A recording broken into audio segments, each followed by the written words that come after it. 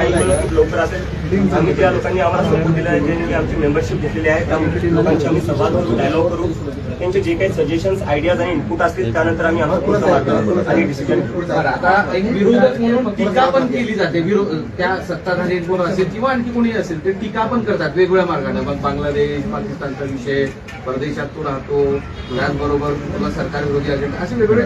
आता तू वाचलास असं, त्याबद्दल काय म्हणतो? माझ्यावर जे टीका केलं त्या केल्या, ठीक आहे. आज मी तुमच्या समोर बसवलोय, भारतात बसवलोय, काल मी प्रदर्शन केलं, तुम्ही एका पाकिस्तानीला मग दिल्लीत प्रदर्शन करून देताय हे म्हणायचंय तुम्हाला. आणि दुसरी गोष्ट माझ्यावर टीका करताय, ठीक आहे. वेदांत नावाचा 17 वर्षाचा स्टुडंट सीबीएसईचा, त्याला या सरकार आणि मीडिया, जे मेनस्ट्रीम मीडिया आहे त्यांनी पाकिस्तानी म्हणलेलं आहे. जो मुलगा 17 वर्षाचा आहे त्याचं फक्त एकच काम होतं, मेहनत करायची आणि परीक्षा द्यायची. त्यांनी परीक्षा दिली, परीक्षामध्ये त्याला जेव्हा कळलं की त्याची मार्कशीट चुकीची चेक झाली, तो कारभार त्यांनी उघड आणला, तेव्हा तुम्ही त्याला पाकिस्तानी म्हणताय. या देशात तुम्ही कोणाला पाकिस्तानी म्हणणार आहे? त्या वेदांतला तुम्ही पाकिस्तानी म्हणताय, जो एक सीबीएसईचा स्टुडंट आहे, मला तुम्ही पाकिस्तानी म्हणताय. तुम्ही काही पत्रकारांना पाकिस्तानी म्हणतात, तुम्ही विरोधकांना पाकिस्तानी म्हणता. मग आहे कोण? भारतीय आहे कोण? फक्त भाजपवाले आणि आयटी सेलवाले भारतीय आहेत का? आणि आम्ही सगळे पाकिस्तानी? कधीपर्यंत चालणार आहे? तुम्ही तुमची जिम्मेदारी नीट करा, तुम्ही तुमची कामं नीट करा, आम्हाला काय बोलायची गरज पडणार आहे? तुम्ही अमेरिकेत जाणार नाही, मी अमेरिकेत जाणार नाही. आंदोलन उभं राहिले दडपण आहे म्हणावं. काय हे सगळं आंदोलन उभं राहिले प्रतिसाद मिळतो, दडपण आहे म्हणावं. दडपणीच जिम्मेदारी आहे. युवकांचा प्रतिसाद चांगला आहे, पण जे उच्च विचारवंत वगैरे अशा लोकांचा काही प्रतिसाद आपल्याला मिळतो, जसं प्रकाश राज वगैरे आपण एकत्रित केले आहे. सोनम वांगचूकपेक्षा मोठं कोण असू शकतो? विश्वंभर चौधरी, अंजली दामनिया, काल त्यांनी समर्थन दिलेले आहे. तर अशा अजून लोक आमच्याशी जुळत आहेत. प्रशांत भूषण, संजय हेगडे जे सुप्रीम कोर्टचे लॉयर आहेत तेही आमच्यासोबत जुळत आहेत. त्याला जोडण्याचं असं आहे की इतर जे विरोधातले पक्ष आहेत काँग्रेससारखे, ते उघडपणे पाठिंबा देताना दिसत नाहीत. काही संपर्क झालाय का या काळात? नाही, काही संपर्क नाही झाला. जर ते संपर्क केला त्यांनी, ते पाठिंबा दिला तर घेऊ इच्छितो. ज्यांना युवकांच्या मुद्द्यावर आम्हाला पाठिंबा द्यायचा आहे त्यांनी आम्हाला पाठिंबा देऊ शकतात, कारण की आम्ही कुणा एका पक्षासाठी करत नाहीये, आम्ही युवकांसाठी करतोय. ज्यांना युवकांची काळजी आहे ते आम्हाला पाठिंबा देऊ शकतात. आपला माजी पक्ष आहे आम आदमी पार्टी, त्यांनी काय पाठिंबा वगैरे दिला किंवा त्यांच्या काही संपर्कात आहे आपण? संपर्कात नाही, पण मी जसं आधी म्हणलं, ज्या ज्या पक्षांना किंवा लोकांना युवकांची काळजी आहे आणि युवकांच्या मुद्द्यांवर थोडंफार काही वाटत असेल त्यांना, तर त्यांनी आम्हाला समर्थन द्यावं. कारण की आमची जी पूर्ण मुव्हमेंट आहे ती सगळे जे युवक आहे ज्यांच्यासोबत शिक्षणात काही चांगलं होत नाही, शिक्षण व्यवस्था आपली कोलॅप्स झाली आहे, बेरोजगारी आपल्या देशात मागच्या 40 वर्षात सगळ्यात जास्त आहे. आज आपल्या देशात 50 लाख ग्रॅज्युएट दरवर्षी निघतात. त्या 50 लाख ग्रॅज्युएटपैकी फक्त 20 लाख ग्रॅज्युएट्सला नोकरी भेटते, बाकीचे 30 लाख जे ग्रॅज्युएट्स आहेत त्यांना नोकरी भेटत नाही. तर या मुद्द्यावर ज्यांना आवाज उठवायचा आहे आणि ज्यांना समर्थन द्यायचं ते आम्हाला समर्थन देऊ शकतात. केजरीवालांनी काही संपर्क नाही, पॉलिटिकल मध्ये परिवर्तन होईल.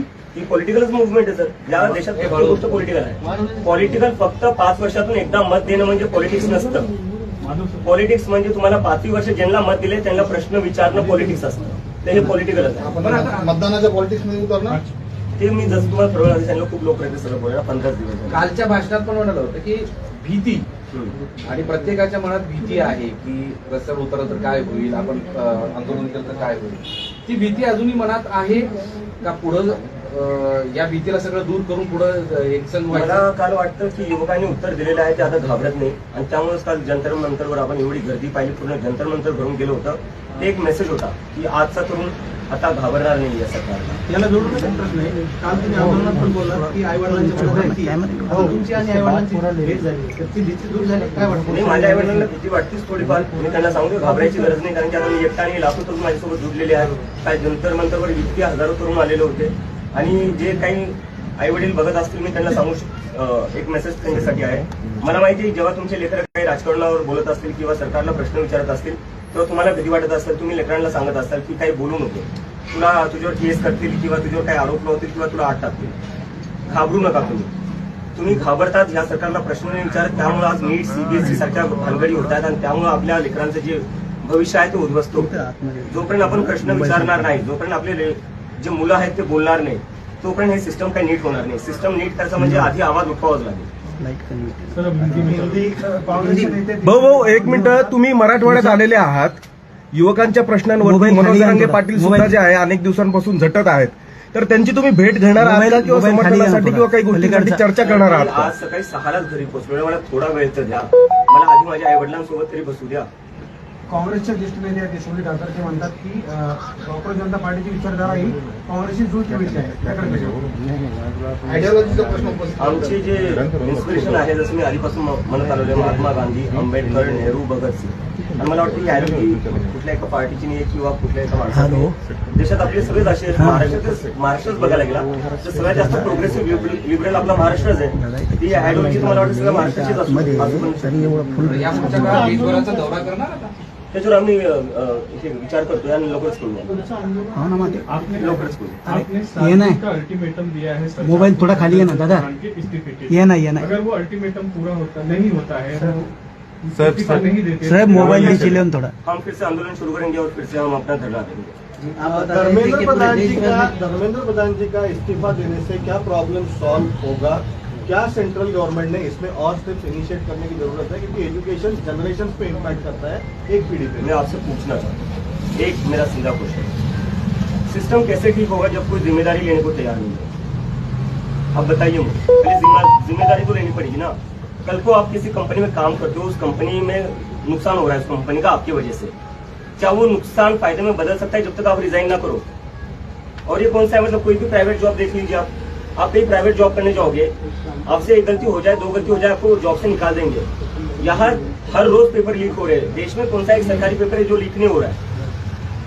उसके बाद भी कोई रेजिग्नेशन नहीं आ रहा है. तो जब तक रेजिग्नेशन नहीं आता तो कैसे मान सकते सिस्टम ठीक होगा? पहले रेजिग्नेशन तो देकर दिखाओ. हमें बताओ तो कि आप गलती मानने के लिए तैयार हो. आप गलती ही नहीं मानने को तैयार हो. आपण भाजपचे जे धर्मेंद्र प्रधान आहेत तर त्यांचे जे सेक्रेटरी आपण त्यांना पण धारेवरती धरणार आहोत. कारण की जर बघायला गेलं तर मंत्री दर 5 वर्षाला बदलत राहतात, पण सेक्रेटरी फिक्स असतो. प्लॅन पण नाही का एक्झिक्यूटिव्ह सेक्रेटरी थ्रू होतो, तर आपण त्यांना पण धरलं पाहिजे. छोट्या माणसांना पकडून काय असतं? आपको हर तरफ त्या वरती कोण बसतात, त्यांना ऑर्डर कोण देते? आता मी त्याच्यावर बोलतोय एक ऍक्शन घेतलंय सरकारने यावर, जे सीबीएसई नीट मध्ये झालेलं. काय केलेलं? आत्महत्या केलेली आहे. त्याच्यावर सरकारचं ऍक्शन काय? ट्रान्सफर, सस्पेन्शन पण जमले नाही तुम्हाला. म्हणजे या देशात जे स्टुडंट्स आहेत त्यांच्या लाईफची व्हॅल्यू एवढी कमी आहे की तुम्ही सस्पेंड नाही करू शकत अधिकाऱ्यांना. आम्ही तर राजीनामा म्हणतोय, राजीनाम्याशिवाय कमी काही मंजूरच नाहीये. तुम्ही नुसतं ट्रान्सफर. और आपके लिए पाकिस्तानी लफ्ज का भी इस्तेमाल हो रहा है, इसके बारे में आप क्या कहें? मैं ये पहले बोल चुका हूँ, भीड़ कहाँ से कम थी. फोटोज देख लीजिए आप जाकर, पूरा जंतर मंतर भरा हुआ था. कुछ लोग आ गए थे जो धरना शुरू होने से पहले ही फोटो निकाल कर चले गए और दिखा दिया कि देखो भीड़ आई. अरे शुरू ही नहीं हुआ था, मैं खुद वहां नहीं पहुंचा था. जब मैं चला गया तब तो पूरा भरा हुआ था. और किसको पाकिस्तानी कहोगे आप? स्टूडेंट्स को पाकिस्तानी कहोगे, मुझे पाकिस्तानी कहोगे, अपोजिशन को पाकिस्तानी कहोगे, आप जैसे पत्रकारों को पाकिस्तानी कहेंगे. जो सरकार से सवाल पूछते हैं तो भारतीय है कौन, इंडियन है कौन? बस IT सेल वाले. क्या लगा रखा है इस देश में? एजुकेशन मिनिस्टर के इस्तीफे के बाद क्या डिमांड्स रहेंगी आगे? हम उसके लिए पूरा एजेंडा प्रिपेयर करें जिस पर हम जाकर बताएंगे कि एजुकेशन में क्या क्या, किस तरीके से पूरा एजुकेशन सिस्टम फिक्स हो सकता है. और बात वही तक नहीं है, इस देश में एम्प्लॉयमेंट की भी बहुत जरूरी है. हम देख रहे हैं 10-12 साल में, जो पिछले 10-12 साल में जो इंडिया का पॉलिटिक्स रहा है, हिंदू मुस्लिम कर रहे हैं. उस हिंदू मुस्लिम से किसी को जॉब नहीं मिलती, उस हिंदू मुस्लिम से किसी की एग्जाम अच्छी नहीं जाती. तो वो सारा फोकस बदलना पड़ेगा. सरकार का जो प्रायोरिटी वो बदलना पड़ेगा, फोकस बदलना पड़ेगा.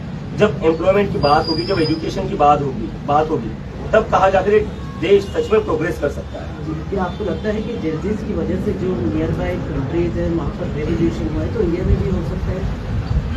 नियर बाय कंट्री से मैं कंपेयर नहीं करना चाहूंगा, क्योंकि मैं देख रहा हूँ कि एक इकोसिस्टम है सरकार का, एक नैरेटिव चल रहा है जो बार बार बांग्लादेश में जो हुआ, नेपाल में जो हुआ, उससे हमें कंपेयर करके बोले जा रहे हैं कि ये लोग देश में तबाही मचाना चाहते. कल देख लिया, कल जंतर मंतर को पूरा भरा हुआ था, इतनी भीड़ थी, कहीं पर भी कुछ नहीं हुआ, एकदम शांतिपूर्ण तरीके से प्रदर्शन हुआ. कल हमने दिखा दिया है कि ये प्रदर्शन हम शांतिपूर्ण तरीके से ही करेंगे और करके दिखाया है हमने.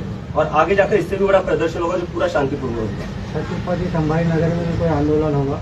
बिल्कुल होगा, मैं जल्दी तय करूंगा. आपकी राजनीतिक पार्टी के लोगों से, बड़े नेताओं से कोई बातचीत हुई है इस बारे में? आप किसी से मिलने वाले हैं, कोई आपसे मिलने वाला? मैं सीधा अपने घर पर आया हूँ. एयरपोर्ट से मैं गया जंतर मंतर से मैं गया एयरपोर्ट, मुंबई लैंड हुआ, सुबह यहाँ पहुंचा, सुबह बाय रोड में यहाँ पहुंचा. अगर कोई इच्छा व्यक्त करता है आपसे मिलने की या आगे बात करने की? नहीं, ये जैसे कि मैंने पहले बताया, ये पूरा मूवमेंट जो है वो युवाओं का मूवमेंट है. इट्स फॉर द जेन ज़ी, और उन लोगों का सभी पार्टियों से भरोसा उठ चुका है. तो जिन लोगों को हमें समर्थन देना है वो बाहर से समर्थन दे सकते हैं, लेकिन हम खुद किसी से भी एसोसिएटेड नहीं होंगे. ये मैं बात क्लियर कर दूं. महाराष्ट्राचे मुख्यमंत्री आहेत देवेंद्र फडणवीस यांनी बाहेर देताना सांगितलं आता थोड्या वेळापूर्वी काल सांगितले अराजकतावादी चेहरा आणि मनसुबे या आंदोलनातून उघड झाले आहेत.